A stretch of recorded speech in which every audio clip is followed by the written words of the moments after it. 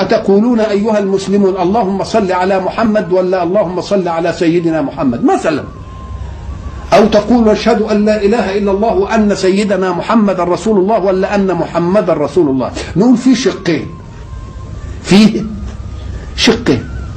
أما الشق الأول نشهد أن لا إله إلا الله وأن محمد رسول الله ما نعملهاش مسار خلاف، لأن النبي قال صلوا كما رأيتموني أصلي، وهو حين كان يصلي تشهده أن يقول أشهد أن لا إله إلا الله وأن محمدا رسول الله.